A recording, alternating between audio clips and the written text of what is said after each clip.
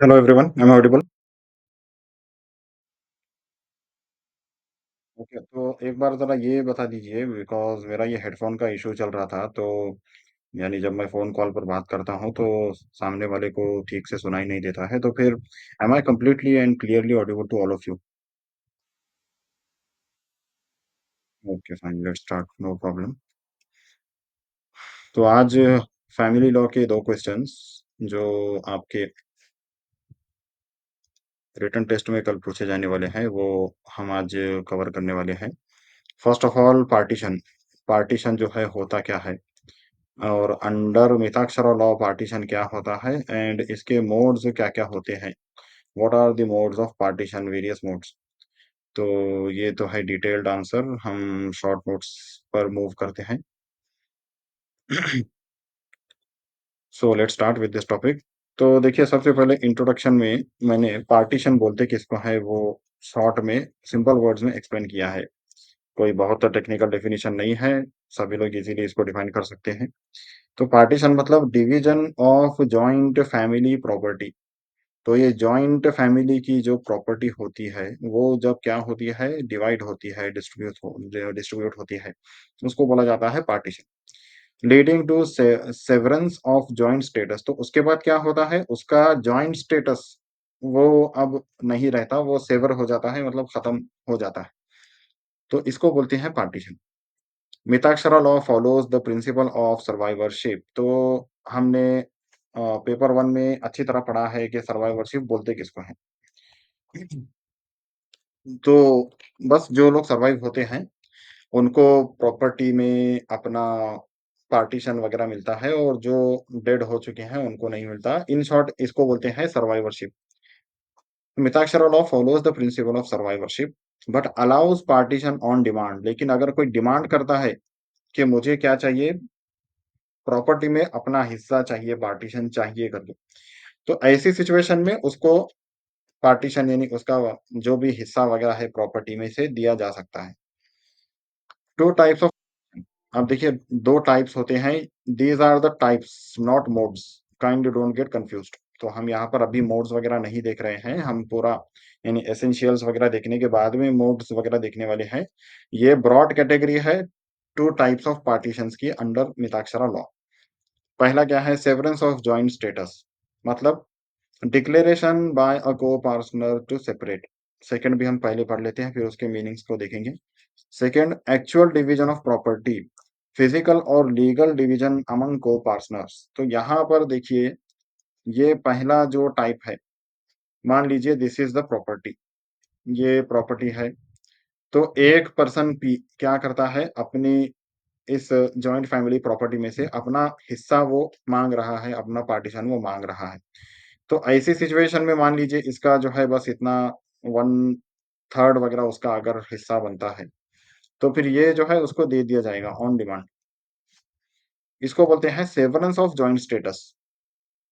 Second, actual division of property, physical और legal division among को-पार्टनर्स। तो सभी जितने भी को-पार्टनर्स वगैरह होते हैं, तो उनमें फिजिकल या लीगल डिवीजन वगैरह जो होता है प्रॉपर्टी का, उसको बोलते हैं एक्चुअल डिवीजन ऑफ प्रॉपर्टी। फिर मीनिंग वगैरह मैंने और थोड़ा अलग तरीके से यहाँ पर लिखा है क्योंकि मीनिंग आपको अच्छी तरह एक्सप्लेन करना पड़ता है। Meaning of partition under Mitakshara law, partition means ending of coparcenary status. तो ये क्या होता है, को-पार्टनरी स्टेटस खत्म हो जाता है and division of joint family property, इसको बोला जाता है पार्टीशन। यानी को-पार्टनरी स्टेटस भी खत्म हो जाता है और जॉइंट फैमिली प्रॉपर्टी क्या हो जाती है, डिवाइड हो जाती है, डिस्ट्रीब्यूट हो जाती है। After partition each coparcener holds their share as absolute property. इस वर्ड पर आप ध्यान रखिए। अब वो उसकी एब्सोल्यूट प्रॉपर्टी हो जाएगी। एब्सोल्यूट प्रॉपर्टी यानी उस पर जो है होल एंड सोल अब उसकी ही ओनरशिप रहेगी।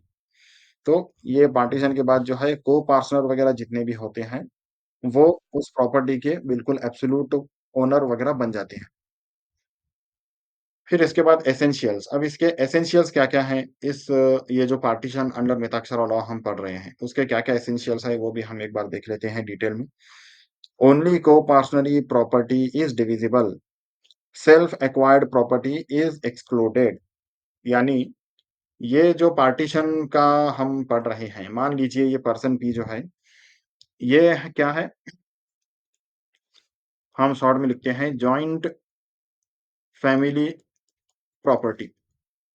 और ये पर्सन पी क्या कर रहा है, इस जॉइंट फैमिली प्रॉपर्टी में से अपना पार्टीशन, अपना हिस्सा वगैरह वो डिमांड कर रहा है।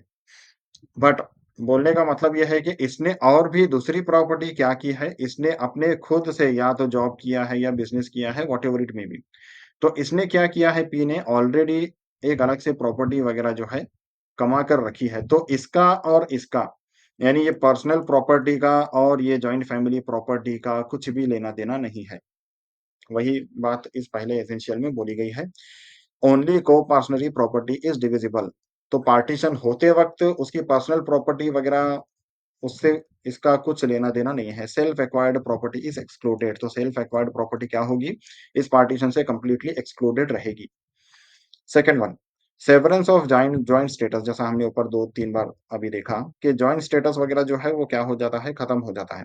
Clear intention to separate is necessary. Very, very important point कि पार्टीशन करने के रिगार्डिंग, मान लीजिए इसी पर्सन पी का एग्जांपल हम ले लेते हैं, तो इस पर्सन पी का क्या होना चाहिए? बिल्कुल क्लियर इंटेंशन होना चाहिए।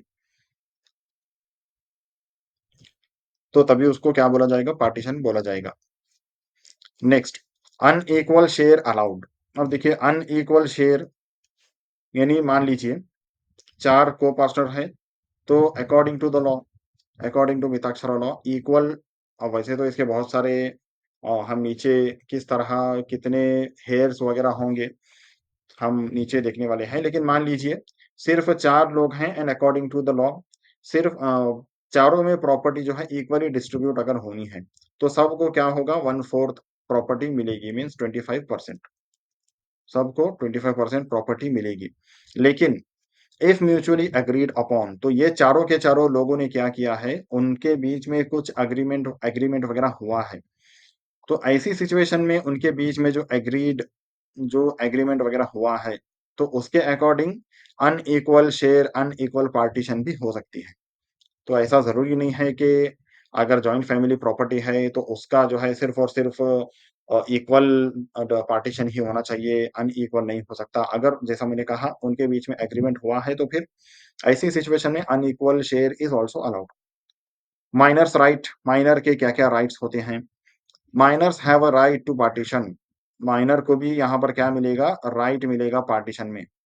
रिप्रेजेंटेड बाय अ गार्डियन, तो इनको गार्डियन के थ्रू रिप्रेजेंट किया जाएगा। Father's right, can divide property among sons without consent. देखिए यहाँ पर फादर का ये राइट बनता है कि फादर क्या कर सकता है, विदाउट कंसेंट अपने बच्चों के सन्स, अपने बेटों के कंसेंट के बगैर वो क्या कर सकता है, प्रॉपर्टी में डिस्ट्रीब्यूट, मतलब प्रॉपर्टी में डिवीजन वगैरह जो है कर सकता है। ये फादर का राइट है।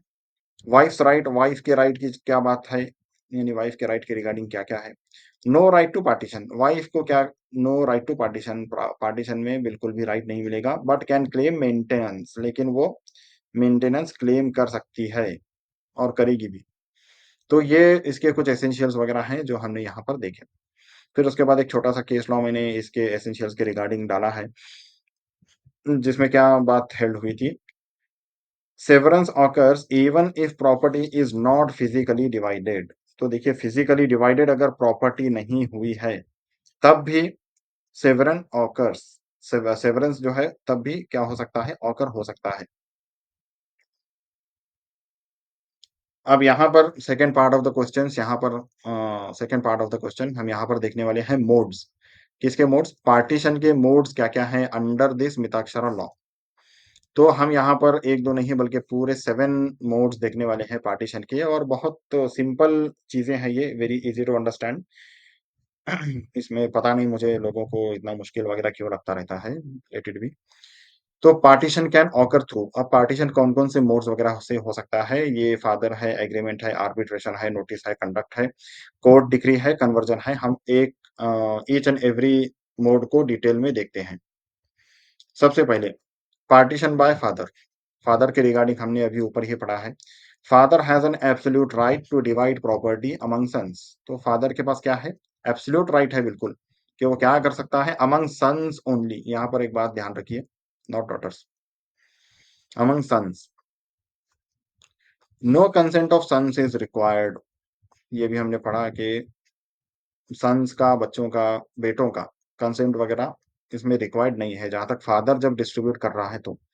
Must be done Fairlie and equally, yes, very important condition, के फादर को जब एब्सोल्यूट राइट दिया गया है तो इसका मतलब ये नहीं है कि फादर जिस तरह, यानी जो बेटा उसको ज्यादा पसंद था उसको ज्यादा दे दिया, जो बेटा मतलब ज्यादा मतलब ओबीडियंट नहीं था उसको कम दे दिया। No, this is not going to be allowed. तो यहाँ पर क्या होगा, फेयर डिस्ट्रीब्यूशन होगा और इक्वल डिस्ट्रीब्यूशन होगा प्रॉपर्टी का।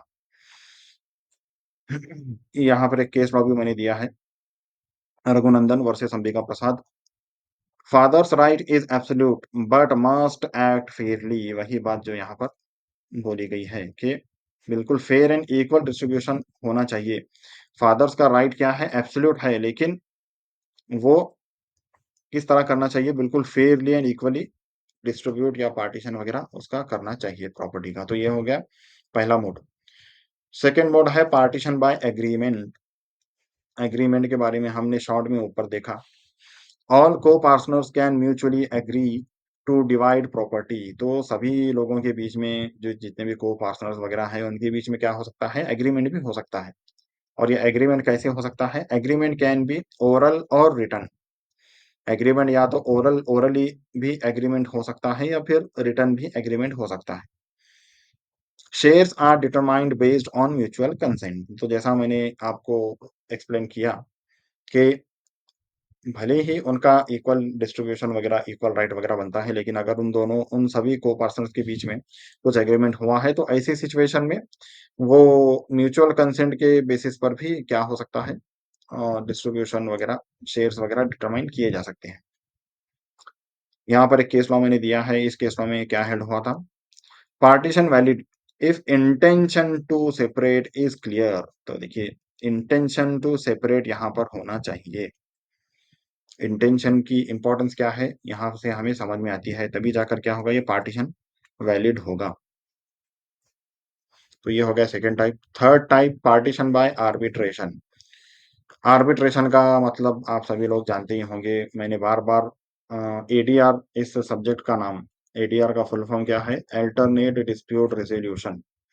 तो एडीआर का ही एक टाइप क्या है, आर्बिट्रेशन, यानी एक पार्टी होती है P1, एक पार्टी होती है P2, और मान लीजिए दोनों के बीच में अगर कुछ डिस्प्यूट वगैरह चल रहा है तो इस डिस्प्यूट को रिजॉल्व करने का एक मेथड ये है कि दोनों की तरफ से एक आर्बिट्रेटर, शॉर्ट में लिखता हूं मैं, ये अपॉइंट किया जाता है।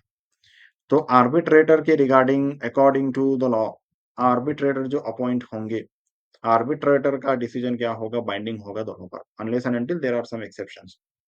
तो इस तरह भी क्या हो सकता है, ये this is also one of the modes of partition of property.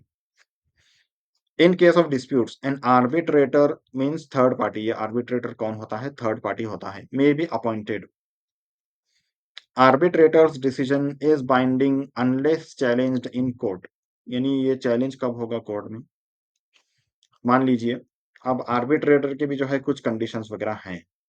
सबसे पहले आर्बिट्रेटर और एक, मान लीजिए किसी एक प्रॉपर्टी का बहुत गहरा अगर रिलेशन था, तो गहरा relation in the sense professional relation और जो जो भी रिलेशंस अंडर द लॉ बोले गए हैं। यानी देखिए आपको ये तो पता होगा कि अगर एक एडवोकेट, एक मान लीजिए जज, एक जज है, तो इस जज के पास जो है, यानी एक हटकर एग्जांपल दे रहा हूं मैं ये आर्बिट्रेशन का एक्सप्लेन करने के लिए, एक पार्टी P1, एक पार्टी P2, ये दोनों आए हैं। तो ये इस जज ने जो है, मान लीजिए अगर पास्ट में किसी एक प्रॉपर्टी के एक पार्टी के लिए अगर एज एन एडवोकेट पास्ट में काम किया होगा, तो फिर ऐसी सिचुएशन में इस जज को कंटिन्यू नहीं किया जा सकता। जज यहाँ पर चेंज करना ज़रूरी है। क्यों? क्योंकि इन दोनों का ऑलरेडी एक प्रोफेशनल रिलेशनशिप रहा है। So that's why this same advocate who, I mean this same person who was an advocate in past of party P1, जो पास्ट में क्या था, इस पार्टी P1 का एडवोकेट था, वो सेम जो है जज बनकर फ्यूचर में नहीं आ सकता। उसी तरह ये भी सेम रूल्स एंड रेगुलेशंस इस आर्बिट्रेटर के ऊपर भी लागू लागू होंगे। Written agreements are preferred to avoid future conflicts. Common sense की बात है कि ये जितने भी कॉन्फ्लिक्ट्स वगैरह होते हैं, इवन ये ऊपर भी जो हमने पढ़ा कि भले ही यहाँ भी एग्रीमेंट किस तरह हो सकता है, ओरल और रिटर्न हो सकता है, बट ओरल एग्रीमेंट्स का एक डिसएडवांटेज हम बोलेंगे, ये होता है कि कोर्ट में प्रूव करना जो है बहुत ज़्यादा मुश्किल हो जाता है। तो इसलिए यूजुअली आप भी as a law student future में भी आप याद रखिए, अगर आपके पास ऑप्शन है कि oral agreement and written agreement, तो आप हमेशा रिटन एग्रीमेंट की तरफ ही जाइए। तो रिटन एग्रीमेंट्स आर प्रेफर्ड, तो यहाँ पर ये हो गया आर्बिट्रेशन वाला mode. Next, partition by notice. A co-partner can serve legal notice expressing intention to separate। अब यहाँ पर देखिए क्या है, को पार्टनर किस तरह नोटिस वगैरह भी वो क्या कर सकता है, सेंड कर सकता है फैमिली वालों को कि this person, this co-partner requires his partition in the property. Once notice is served, joint status ends immediately। तो जैसे ही देखिए नोटिस क्या होती है, सर्व होती है, तो ये जॉइंट स्टेटस वगैरह जो है उसी वक्त क्या हो जाता है, एंड हो जाता है। ये भी एक फ्यूचर में आप अगर एंट्रेंस एग्जाम्स वगैरह नेट वगैरह अगर देने वाले होंगे, this types of questions can be important for you. तो ये जॉइंट फैमिली स्टेटस जो है, जॉइंट स्टेटस कब खत्म हो जाएगा, जब नोटिस सर्व होगी, तभी वो क्या होगी, खत्म हो जाएगी। बाद में पार्टीशन होने के बाद वगैरह, that is completely different. Physical division of property में फॉलो लेटर। तो ये फिजिकल डिवीजन जैसा मैंने आपको अभी बोला कि फिजिकल डिवीजन जो है बाद में हो सकता है, लेकिन जॉइंट स्टेटस वगैरह तो उसका जब नोटिस सर्व होगी तभी खत्म हो जाएगा। यहाँ पर एक case law Kalyani versus Narayanan, इसमें क्या हेल्ड हुआ था, notice itself leads to severance of joint status. वही बात जो इस सेकंड वाले पॉइंट में बोली गई है। तो नोटिस क्या करता है, जॉइंट स्टेटस जो होता है प्रॉपर्टी का, वो उसको खत्म कर देता है। Next one, partition by conduct. अब ये देखिए, ये थोड़ा सा अलग टाइप का पार्टीशन है जो आपको समझना मुश्किल नहीं है, बस थोड़ा सा याद रखने की आपको जरूरत है कि कंडक्ट के बेसिस पर भी क्या हो सकता है, पार्टीशन हो सकता है प्रॉपर्टीज का। व्हेन को पार्टनर्स क्या करते हैं, स्टॉप मैनेजिंग प्रॉपर्टी जॉइंटली, यानी जॉइंटली प्रॉपर्टी को मैनेज करना छोड़ देते हैं। क्यों? क्योंकि वो लोग लिव सेपरेटली, यानी उन लोगों के बीच में ऐसा नहीं है कि कुछ डिस्प्यूट है एटसेट्रा, वैसी बात नहीं है। मेंटेन सेपरेट अकाउंट्स, या तो stop managing property jointly, live separately, और मेंटेन सेपरेट अकाउंट्स। तो अगर उन्होंने ये हाँ, जॉइंटली जो है प्रॉपर्टी को मैनेज करना जो है छोड़ दिया है, या फिर अलग-अलग उन्होंने रहना स्टार्ट कर दिया है, इसको भी क्या बोलेंगे, कंडक्ट। यानी ऑलरेडी वो रह रहे हैं अलग-अलग। मेंटेन सेपरेट अकाउंट्स, उन्होंने क्या किया है, अलग-अलग प्रॉपर्टी का अलग-अलग अकाउंट जो है रखना शुरू कर दिया है। अब इसको एक एग्जांपल से हम समझेंगे। मान लीजिए एक पर्सन के 4 या 3 बेटे थे, 3 सन्स। अब मान लीजिए एक शॉप यहाँ थी, दूसरी शॉप यहाँ थी, तीसरी शॉप यहाँ थी, और for the sake of argument ये मान लीजिए कि सभी का जो वैल्यू, जो कॉस्ट प्राइस वगैरह है, वो भी क्या है, इक्वल है बिल्कुल। तो अब ऑटोमेटिकली क्या किया तीनों भाइयों ने, एक भाई जो है यहाँ ये दुकान उसने एक्वायर कर ली, दूसरे भाई ने ये एक्वायर कर ली, और तीसरे भाई ने जो है ये शॉप एक्वायर कर ली।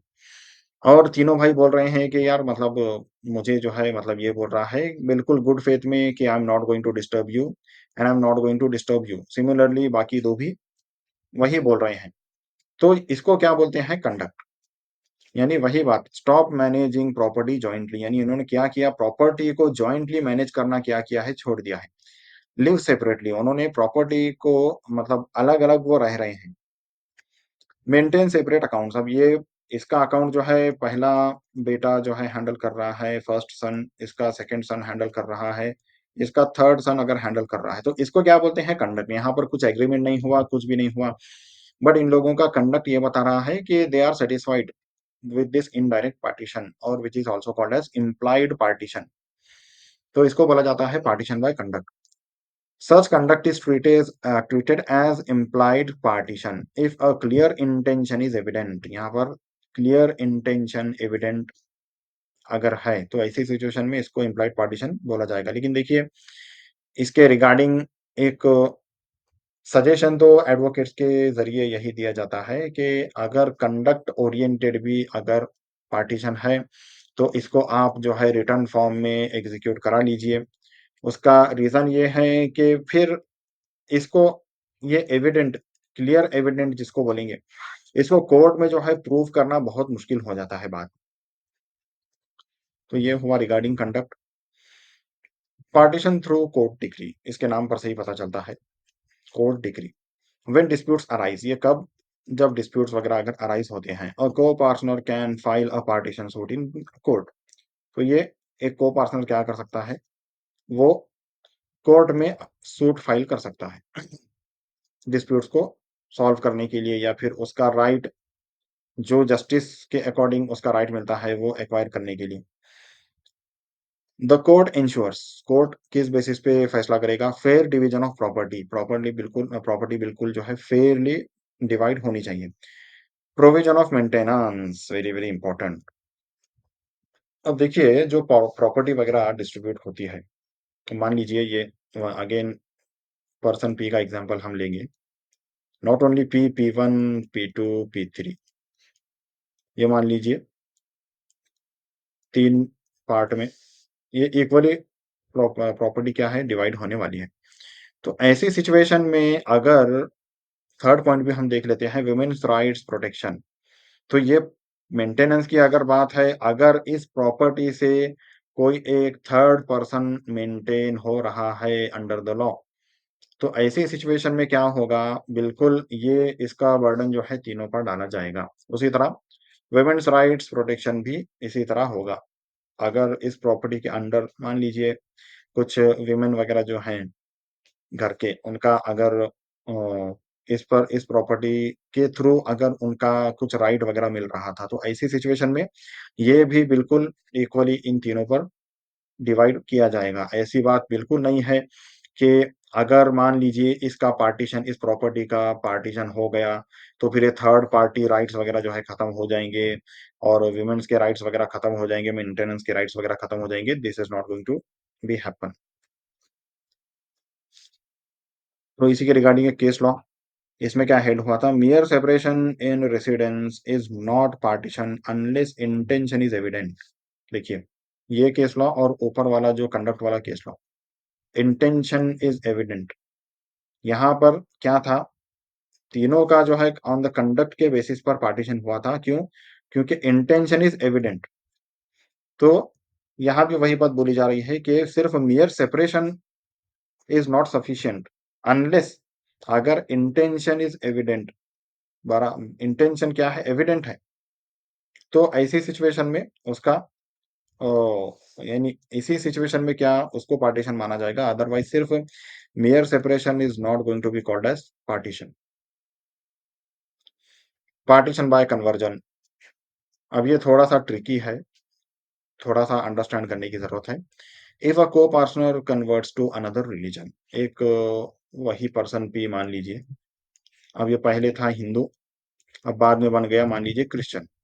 फिर ऐसी सिचुएशन में इट में सेवर देयर जॉइंट स्टेटस। तो ये जॉइंट स्टेटस वगैरह जो है उसका उनका जॉइंट स्टेटस वगैरह वो खत्म कर सकता है। However, Hindu Succession Act 1956 states that conversion does not automatically lead to partition. तो कन्वर्जन की वजह से जो है ऑटोमेटिकली पार्टीशन नहीं होगा। इस तरह इस under this Hindu succession act के प्रोविजन के अंडर ये मेंशन किया गया है। इफेक्ट्स ऑफ पार्टीशन, अब पार्टीशन होने के क्या-क्या इफेक्ट्स होंगे? सबसे पहले सेवरेंस ऑफ जॉइंट स्टेटस, ये हमने ऊपर भी एसेंशियल्स में देखा है। Joint family ceases to exist, अब वो जॉइंट फैमिली उसको नहीं बोला जाएगा। Share becomes absolute property, each member gets full ownership over their shares. तो जैसा मैंने ये भी ऊपर एक्सप्लेन किया कि एब्सोल्यूट प्रॉपर्टी का मीनिंग ही यही होता है कि होल एंड सोल वो पर्टिकुलर फैमिली मेंबर जिसको मतलब जिसको भी अपनी अपनी प्रॉपर्टी मिली है उन पर उनका क्या होगा? एब्सोल्यूट राइट होगा। Women's rights strengthened, Hindu Succession Amendment Act 2005 gives daughters equal rights as son। ये देखिए, ये 2005 का अमेंडमेंट है। इसमें क्या मिला है, डॉटर्स को बिल्कुल सन्स के बराबर राइट्स मिले हैं पार्टीशन में। डिवीजन ऑफ लायबिलिटीज, जैसा मैंने आपको ऊपर एग्जांपल दिया, पहले हम पढ़ लेते हैं। Debts and liabilities are shared among co partners. तो ये डेब्ट्स और लायबिलिटीज वगैरह जो भी होंगे, मान लीजिए जैसा यहाँ पर मैंने आपको एक्सप्लेन किया, एक थर्ड पार्टी का मेंटेनेंस का वगैरह हम लोग एग्जांपल देख रहे थे। मान लीजिए अगर जॉइंटली इस पूरी जॉइंट फैमिली प्रॉपर्टी पर या इस पूरी फैमिली पर क्या था, किसी का डेब्ट वगैरह था। अब ये डेब्ट वगैरह जो है इसको कैसे चुकाया जाएगा? तो ऐसी सिचुएशन में ये पूरे जितने भी को-पर्सन्स वगैरह हैं उनमें क्या होगा? शेयर होगा। तो यहाँ पर पहला टॉपिक आपका हो जाता है खत्म। आई होप कि आपको ठीक-ठाक समझ में आया होगा। तो ये पढ़कर ही जो है बहुत सारे स्टूडेंट्स बिल्कुल टेंशन में आ जाते हैं कि यार ये क्या भला है करके। तो आप खुद देखिए कि कितना ईज़ी टॉपिक है। इसके बाद नेक्स्ट टॉपिक हम देखते हैं, Hindu male dying intestate under Hindu succession act 1956। तो ये सबसे पहले होता क्या है, तो ये मेन आंसर है। हम डायरेक्टली मूव होते हैं इसके शॉर्ट नोट्स पर। यस। तो देखिए सबसे पहले इसका मतलब क्या है, हम लोग इसका मीनिंग देख लेते हैं। What is meant by Hindu Hindu male dying intestate. देखिए एक चीज होती है विल। अगर ये जो पर्सन, ये जो डाई हुआ है, यानी जिसका देहांत हो गया है, जो मर गया है, हम इसका नाम डी ही रख लेते हैं। अगर ये विल बनाकर गया है कि प्रॉपर्टी किस बेसिस पे डिस्ट्रीब्यूट होगी, डिवाइड होगी, तो फिर प्रॉब्लम ही खत्म। तो अकॉर्डिंग टू विल ही सभी क्या होगा, डिसीजन वगैरह होगा। लेकिन अगर इसने विल बनाया ही नहीं है, then it is called as Hindu male dying intestate. It is called as Hindu male dying intestate. तो फिर अब ऐसी सिचुएशन में प्रॉपर्टी किस बेसिस पे डिवाइड होगी, तो यही हम इस पूरे टॉपिक में यहाँ पर पढ़ने वाले हैं। तो सबसे पहले इंट्रोडक्शन की जहाँ तक बात है, the Hindu succession act 1956 governs inheritance of Hindus, Buddhist, Jains and Sikhs. तो ये इतने सब रिलीजन के लोग इंक्लूडेड हैं इस पर्टिकुलर एक्ट के under, the Hindu succession act 1956। When a Hindu male dies intestate without a will, जैसा मैंने आपको बोला, ये विल के बगैर क्या हो गया, इसका देहांत अगर हो गया, property is distributed as per the act of. Property किस बेसिस पे डिस्ट्रीब्यूट होगी, अगर विल नहीं है तो अकॉर्डिंग टू दिस एक्ट को क्या होगी, डिस्ट्रीब्यूट होगी। Heirs are classified into different categories for structured succession। तो ये अलग-अलग कैटेगरीज में क्या है, इनको डिफरेंट मतलब क्लासिफाई किया गया है। तो वही हम क्या-क्या क्लासिफिकेशन है वो यहाँ पर हम देखने वाले हैं। मीनिंग ऑफ इंटेस्टेड सक्सेशन, इस इंटेस्टेड सक्सेशन का मीनिंग, इंटेस्टेड मीन्स जैसा हमने देखा, dying without a valid will. एक वैलिड विल के बगैर अगर किसी पर्सन का डेथ हो जाता है, उसको बोलते हैं intestate. Section 8 to 13 of the Hindu succession act 1956 govern intestate succession. तो ये सेक्शंस वगैरह भी आप मेंशन कीजिए, क्योंकि देखिए वैसे ही मैंने आपको सेमेस्टर 1 में एक्सप्लेन किया था। जब आप, यस, मान लीजिए ये हेडिंग वगैरह आपके एग्जाम पेपर में जब लिखेंगे और इसी के आगे section 8 to 13 of Hindu succession act 1956 वगैरह इस तरह अगर लिखेंगे, तो फिर ये मान लीजिए इम्प्रेशन जो पड़ता है, first impression is the last impression जिसको बोलते हैं, तो उसका एक अलग ही वेटेज होता है। तो उस हिसाब से आप सेक्शंस वगैरह जो भी अगर आपको याद हैं, तो आप हेडिंग के साथ ही उसको मेंशन करते रहिए। Property does not go to the state, doctrine of escheat, unless there is no heirs. तो अगर ये डॉक्ट्रिन ऑफ एस्चिट क्या है, ये भी हम पढ़ेंगे। अगर मान लीजिए कोई ऐसा पर्सन है पी, जिसका अब कोई हेयर वगैरह है ही नहीं, ना यहाँ से है, ना इसके भाई में, ना मैटरनल साइड में, ना पैटर्नल साइड में कोई भी नहीं है, तो ऐसी प्रॉपर्टी किसको जाएगी? स्टेट को जाएगी। इसी को बोलते हैं डॉक्ट्रिन ऑफ एस्टीट। तो अगर उसके हेयर्स वगैरह हैं, तो फिर ऐसी सिचुएशन में इसकी प्रॉपर्टी किसको जाएगी? उसके हेयर्स को ही जाएगी।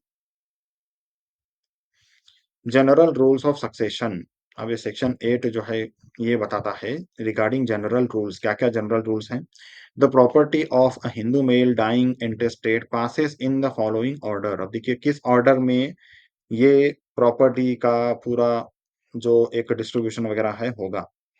तो सबसे पहले क्लास 1 हेयर्स अगर हैं, तो फिर इनको क्या है हाईएस्ट प्रायोरिटी मिली है। सबसे पस हाईएस्ट प्रायोरिटी क्लास 1 हेयर्स को। अब क्लास 1 हेयर्स किसको बोलते हैं हम देखेंगे।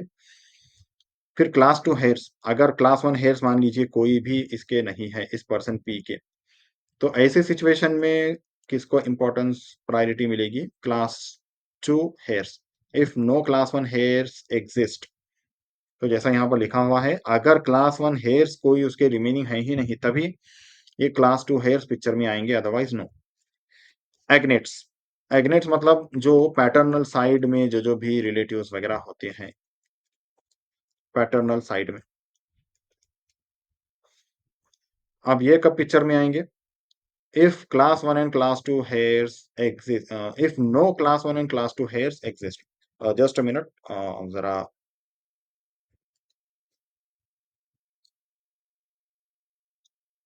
wait, I'm coming.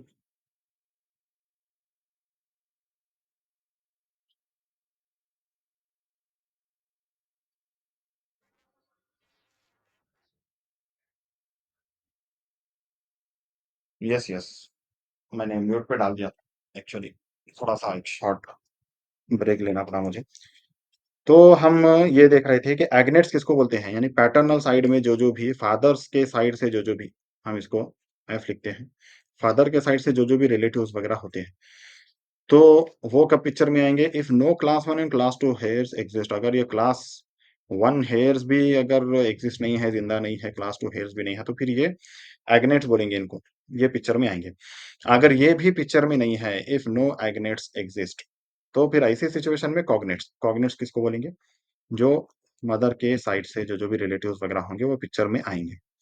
अगर अनफॉर्चुनेटली कॉग्नेट्स भी नहीं है, तो ऐसी सिचुएशन में प्रॉपर्टी किसको जाएगी? स्टेट के पास, गवर्नमेंट के पास। एस्चीट, इसी को बोलते हैं doctrine of escheat. If no legal heirs exist, property goes to government. तो आई होप कि ये इतना आपको समझ में आ गया होगा। हम अब डिटेल में हर एक ये जो क्लासिफिकेशन है इसको हम डिटेल में देखेंगे। तो देखिए सबसे पहले क्लास 1 हेयर्स, इनको जैसा मैंने बोला हाईएस्ट प्रायोरिटी दी गई है। Highest priority. Property is divided equally among. अब प्रॉपर्टी जो है किसमें डिवाइड होगी? Sons and daughters equally. यहाँ इस पर आप ध्यान रखिए। यहाँ पर क्या होगा? अगर क्लास 1 हेयर्स वगैरह हैं, तो ऐसी सिचुएशन में प्रॉपर्टी जो है बिल्कुल इक्वली डिवाइड होगी। किसके बीच में? इन सभी लोगों के बीच में। कौन-कौन है वो? सबसे पहले सन्स, जितने भी बेटे और बेटियाँ वगैरह हैं, including adopted children, very, very important point. Adopted children हैं, तो उनको भी प्रॉपर्टी में से यानी उसी डिवीज़न में वगैरह जो है पार्टीशन में उनको भी इंक्लूड किया जाएगा। उसके साथ में widows, not only window but widows also. यहाँ पर अगर मान लीजिए किसी के अगर एक से ज़्यादा वाइफ्स वगैरह थे होंगे, लेकिन उनको कलेक्टिवली टेक 1 शेयर, उनको कलेक्टिवली क्या है, एक ही शेयर मिलेगा। ऐसा नहीं है कि अलग-अलग विडो को सेपरेट 1 शेयर वगैरह मिलेगा, ऐसी बात नहीं होगी। अब आपके माइंड में एक क्वेश्चन आना चाहिए यहाँ पर कि sir according to Hindu marriage act हमने जो पढ़ा है, more than 1 wife is completely illegal. तो फिर ऐसी सिचुएशन में विडोज़ वगैरह यानी मोर देन 1 यहाँ पर कैसे पिक्चर में आ सकते हैं? तो देखिए जैसा हमने बार-बार पढ़ा है कि ये कब की बात है, 1956 जब ये एक्ट बना था। तो उस समय पर यानी जो हिंदू मैरिज एक्ट बना है, उससे पहले तो मोर देन 1 वाइफ्स वगैरह हिंदूज़ के लिए भी क्या था, कंप्लीटली अलाउड था। तो इस परमिशन की वजह से जिनके एक से ज़्यादा वाइफ्स वगैरह थे होंगे, तो उन पर ये चीज़ लागू होगी। आई होप कि ये कन्फ्यूज़न आपको नहीं होगा। Next one is mother. Next one is heirs of predeceased son, widow and children. अब प्री डिसीज्ड सन का मतलब क्या है? Very simple. मान लीजिए ये पर्सन है पी। अब इसके ये सन 1 और सन 2 और एक इसका सन था सन 3, बट इसका क्या हो गया? डेथ हो गई। तो ऐसी सिचुएशन में इनको भी छोड़ा नहीं जाएगा, बल्कि इनके हेयर्स वगैरह जो भी होंगे, अब इस S3 सन के कौन-कौन हेयर होंगे? ये विडो एंड उसके जो चिल्ड्रन वगैरह होंगे इस प्री डिसीज्ड सन के। तो फिर ऐसी सिचुएशन में उनको भी क्या मिलेगा? उसमें इक्वल राइट मिलेगा। Hairs of pre deceased daughter, children. यहाँ देखिए, यहाँ पर हस्बैंड नहीं लिखा हुआ है, डॉटर अगर है, जो कैसी है? प्री डिसीज्ड है। तो ऐसी सिचुएशन में सिर्फ उसके चिल्ड्रन को ही क्या मिलेगा? वो प्रॉपर्टी में से डिस्ट्रीब्यूशन मिलेगा। एग्जाम्पल, अब यहाँ पर ये जो एग्जाम्पल वगैरह जो मैंने दिया है, आपको और अच्छी तरह से समझेगा इसके बारे में। Example, if a Hindu male dies, क्या हो गया? एक हम यहाँ पर ड्रॉ करते हैं इसको, यही ऊपर वाला एग्जाम्पल और थोड़ा अच्छी तरह ले लेते हैं। अब देखिए, ये एक हिंदू मेल जो है क्या है? डाई हो चुका है। If a Hindu male dies living behind wife, two sons and mother. अब इसकी क्या है? मदर को कैसे ड्रॉ करेंगे? हाँ, मदर। ओके, ये मान लीजिए इसकी एक मदर थी, है मदर, थी नहीं, और इसकी एक क्या है? वाइफ भी है उसके हेयर्स में से, और इसको क्या है? Two sons, son 1 and son 2, each gets 1/4 share. तो यहाँ पर जैसा हम पढ़ रहे हैं, इक्वली बिल्कुल क्या होगी? प्रॉपर्टी डिस्ट्रीब्यूट होगी, डिवाइड होगी। तो सबको क्या है? इक्वल डिस्ट्रीब्यूशन मिलेगा। तो यहाँ पर इक्वल डिस्ट्रीब्यूशन के लिए वेरी सिंपल क्या करना पड़ेगा? नंबर ऑफ पार्टीज वगैरह 1 2 3 4 ये काउंट करना पड़ेगा, और उसको 1/4 करना पड़ेगा, विच इज इक्वल टू 25%। बस इतना सिंपल सा ये क्लास 1 हेयर्स वगैरह हो गया। तो देखिए, मतलब कितना मतलब सिंपल सी चीजें हैं। तो ये सिंपल, खैर मैंने भी थोड़ा रिलेटेड भी। तो ये हो गया क्लास 1 हेयर्स, इनको क्या मिली है? हाईएस्ट प्रायोरिटी मिली है। क्लास 2 हेयर्स, क्लास 2 हेयर्स जैसा हमने देखा, कब पिक्चर में आएंगे? If no class 1 heirs exist. अगर क्लास 1 हेयर्स वगैरह एग्जिस्ट नहीं करते, तो ऐसी सिचुएशन में ही क्लास 2 हेयर्स वगैरह क्या होंगे? पिक्चर में आएंगे। क्लास 2 हेयर्स वगैरह पिक्चर में आएंगे। अब ये कौन-कौन होंगे? Property goes to class 2 heirs in the following order. यहाँ पर एक बात ध्यान रखने की ये है, यहाँ पर कैसी डिवीजन हो रही थी प्रॉपर्टी की? इक्वली, लेकिन यहाँ पर इक्वल नहीं, बल्कि यहाँ पर सीक्वेंस देखा जाएगा। सीक्वेंस, पहले नंबर पे क्या है? फादर। अगर क्लास 1 हेयर्स नहीं है, क्लास 2 हेयर्स में से अगर फादर उसके एग्जिस्ट करते हैं, तो ऐसी सिचुएशन में पूरी की पूरी प्रॉपर्टी जाएगी फादर के पास। जैसा कि यहाँ पर ये एग्जांपल आप देख लीजिए। If a Hindu male dies, Hindu male die हो गया, living behind father and younger brother. तो यहाँ पर ब्रदर्स वगैरह भी हैं, लेकिन वो सेकंड प्रायोरिटी में है। तो यहाँ पर देखिए, एक जो हिंदू मेल ये डाई हुआ है, तो इसके फादर भी एग्जिस्ट करते हैं, और यंगर ब्रदर, इसका ब्रदर हम यहीं पर यंगर ब्रदर, तो ये दोनों जो है क्या करते हैं? एग्जिस्ट हैं, मतलब जिंदा हैं। Father inherits entire property, father के पास ही क्या जाएगी? पूरी की पूरी प्रॉपर्टी जाएगी। क्यों? क्योंकि यहाँ पर सीक्वेंस को इंपॉर्टेंस है, यहाँ पर इक्वालिटी को इंपॉर्टेंस नहीं है। अगर अनफॉर्चुनेटली मान लीजिए फादर वगैरह भी नहीं होते, तो फिर यहाँ पर brother, sister and their children, उनको क्या है? प्रेफरेंस दिया जाएगा। तो ये ज़रा क्लास 2 हेयर्स में इन बातों को ध्यान में रखने की ज़रूरत है। उसी तरह अगर मान लीजिए फादर भी एग्ज़िस्ट नहीं करते, कोई उसका ब्रदर नहीं है, कोई सिस्टर नहीं है, और चिल्ड्रन, तो फिर सवाल ही खड़ा नहीं होता जब ब्रदर सिस्टर नहीं है तो। तो उनके अगर paternal grandparents, not maternal, paternal grandparents अगर ज़िंदा हैं, तो ऐसी सिचुएशन में पूरी प्रॉपर्टी जाएगी इनके पास। अगर अनफॉर्चुनेटली मान लीजिए वो भी ज़िंदा नहीं है, paternal uncle, aunt and their children. तो ये पैटर्नल अंकल, आंट वगैरह जो भी होते हैं, तो और उनको और उनके चिल्ड्रन को ये क्या आ जाएगी? पूरी की पूरी प्रॉपर्टी जाएगी। ये हो गया class 2 hairs, very very simple. I hope कि ये आपको अच्छी तरह समझ में आया है। मैं एक्चुअली ये डायग्राम ड्रॉ करके भी आपको एक्सप्लेन करने वाला था। आपको आप लोगों को अगर क्लास 1 एंड क्लास 2 हेयर्स अच्छी तरह समझा नहीं है, तो फिर आप बोलिए मैं डायग्राम ड्रॉ करके भी आपको एक्सप्लेन करता हूँ, नो प्रॉब्लम। मतलब बड़ा डायग्राम जिसमें क्लास 1 हेयर्स भी होंगे, क्लास 2 हेयर्स भी होंगे। तो अगर आपको ये नहीं समझा है तो आप बोलिए, मैं डायग्राम भी आपको ड्रॉ करके एक्सप्लेन करता हूँ। फिर इसके बाद आ गए एग्नेट्स। एग्नेट्स कब पिक्चर में आएँगे? No class 1 and class 2 heirs exist. तो ऊपर जो दोनों क्लास हमने पढ़े, अगर वो एग्जिस्ट नहीं करते तो। एग्नेट्स बोलते किसको हैं सबसे पहले? एग्नेट्स मतलब blood relatives through the male lineage. तो ये मेल लीनेज के थ्रू जो भी क्या होते हैं, ब्लड रिलेटिव्स वगैरह जो होते हैं, उनको बोलते हैं एग्नेट्स। उनको बोलते हैं एग्नेट्स। अब इसमें कौन-कौन इंक्लूड होते हैं? इंक्लूड्स पैटर्नल अंकल, सन, ग्रैंडसन एटसेट्रा।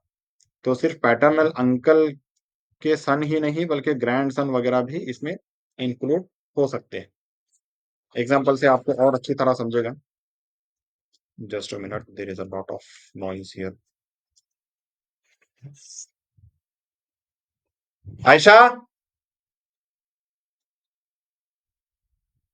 जरा ये दरवाजा बंद करो।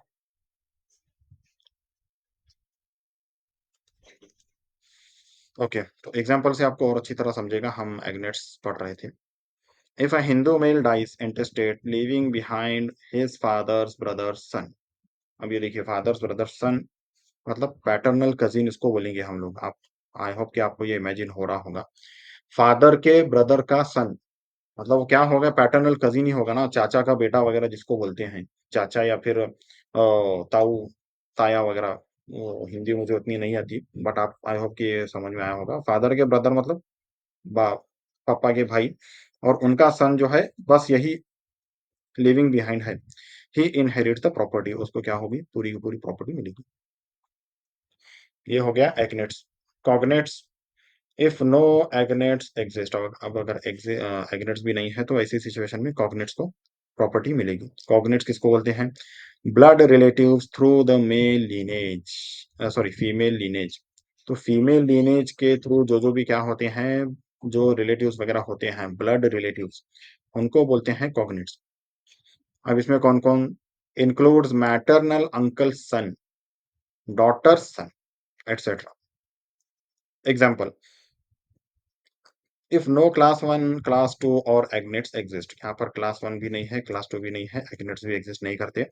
Then maternal uncle son, maternal uncle, मामू मामा जिनको बोलेंगे, इनहेरिट्स, यानी मामा का बेटा, maternal uncle son inherits the property, उसको प्रॉपर्टी मिलेगी। तो आई होप कि ये सब क्लास 1 क्लास 2 एग्नेट कॉग्नेट वगैरह अच्छी तरह आपको समझ में आ गए होंगे। फिर उसके बाद आता है doctrine of escheat. If no legal heirs exist, अगर लीगल हेयर्स वगैरह एग्जिस्ट नहीं है तो, if no heirs exist the property goes to the government, means state. Property क्या होगी, गवर्नमेंट को जाएगी, under the doctrine of escheat. Example, very easy example, if a Hindu male dies intestate with no surviving family members, इसके पीछे कोई है ही नहीं family member, the state acquires the property. इसकी प्रॉपर्टी कौन एक्वायर करेगी? State. State means government, not state government etcetera. अब ये डिस्ट्रीब्यूशन जो है होगा कैसे, यहीं पर मतलब पूरा खत्म नहीं हुआ, कुछ इंपॉर्टेंट पॉइंट्स यहाँ पर भी हैं। Distribution of property among class 1 hairs. Class 1 heirs में प्रॉपर्टी कैसे डिस्ट्रीब्यूट होगी? If multiple class 1 heirs exist, property is divided equally, जैसा हमने ऊपर पढ़ा है। अगर मल्टीपल क्लास 1 हेयर्स अगर एग्जिस्ट करते हैं तो हमने इसके रिगार्डिंग इक्वल डिस्ट्रीब्यूशन का पढ़ा है। Widow gets one share, if multiple widows they share one portion. तो हमने ये भी डिटेल में देखा है, बट ये यहाँ पर एक्सप्लेन करना मकसद नहीं था। Children get equal share regardless of gender. देखिए, सन हो डॉटर हो जो भी हो, चिल्ड्रन को क्या है, यहाँ पर ओवरऑल एक पोर्शन नहीं मिलेगा, बल्कि हर एक को क्या मिलेगा, इक्वल शेयर मिलेगा, वन पोर्शन मिलेगा चिल्ड्रन में। मदर की जहां तक बात है, मदर को भी क्या मिलेगा, वन शेयर में वहां यहाँ पर मिलेगा। अगेन वही एग्जांपल, यहाँ पर भी मैंने दिया है, if a Hindu male dies interstate living behind, कौन कौन है यहाँ पर, उसकी मदर है, उसकी विडो है और टू सन्स अगर हैं, यानी 4 लोग हैं, वही ऊपर वाला एग्जांपल। तो ऐसी सिचुएशन में हर एक को 1/4 शेयर ही उसका मिलेगा, 25%। Rights of women in Hindu intestate succession amendment act 2005। अब देखिए, ये जो 2005 में ये अमेंडमेंट आया है, इसके regarding first of all daughters have equal rights as son in inheritance. तो बिल्कुल equal right daughters and sons को दिया गया है। Married daughters are eligible to inherit property from their father. तो देखिए, यहाँ पर ये बहुत सारे लोगों को इस वाले पॉइंट में कंफ्यूजन होता है। अगर मान लीजिए ये फादर है जिसकी डेथ हो चुकी है और ये सन 1 है, सन 2 है और इनकी एक डॉटर है जिसकी क्या हो चुकी है, शादी हो चुकी है। ये ह एच इसको हस्बैंड हम ले लेते हैं। तो ऐसी सिचुएशन में लोगों का क्या मिसअंडरस्टैंडिंग है कि शादी हो गई तो फिर उसके बाद जो है उसको अब नहीं मिलेगा पार्टीशन में, ये प्रॉपर्टी में हिस्सा वगैरह नहीं मिलेगा करके। No, this is not going to be allowed. तो वहाँ पर क्या होगा, मैरिड डॉटर को भी बिल्कुल वो इनहेरिट कर सकती है प्रॉपर्टी में। Widow is entitled to her deceased husband's share. ये तो विडो का तो हमने बार-बार ऊपर 2 बार एटलीस्ट आई थिंक देखा। Mother gets an equal share in class 1 heirs. Mother को भी क्या मिलेगा, बिल्कुल इक्वल शेयर मिलेगा क्लास 1 हेयर्स में। Example, if a Hindu male dies living behind 2 daughters and a son. एक हिंदू मेल, उसके 2 डॉटर्स हैं और 1 सन है। Property is equally divided among all 3 children. मतलब 1/3 इनको मिलेगा, तीनों को। तो यहाँ पर उसकी विडो नहीं है, उसकी मदर नहीं है, कोई भी नहीं है, बस 2 डॉटर्स एंड 1 सन। फिर उसके बाद यहाँ पर मैंने 3 केस लॉज़ बताए हैं। तो पहले केस लॉ में क्या बात हुई थी रिगार्डिंग क्लास 1 हेयर्स के बारे में, ये केस लॉ है। Widow is entitled to an equal share as other class 1 heirs. वही बात, इसको इस केस में भी क्या किया गया था और रिकॉग्नाइज किया गया था। सेकंड केस, इसमें क्या हेल्ड हुआ था, daughters have equal rights in coparcenary property. यहाँ पर देखिए, even if father died before 2005। तो अगर यानी यहाँ पर 2005 का आप सोच रहे होंगे कहाँ से पिक्चर में आया, तो ये कब का है ये अमेंडमेंट 2005। तो अगर 2005 के पहले भी अगर क्या होता है, फादर का डेथ होता है, तो ऐसी सिचुएशन में भी डॉटर्स को क्या मिलेगा, बिल्कुल इक्वल राइट मिलेगा। फिर last case law, Vinita Sharma versus Rakesh Sharma. confirmed daughters equal rights in ancestral property even if father died before 2005। वही वाला केस लॉ ये जो इसमें भी हेल्ड हुआ था।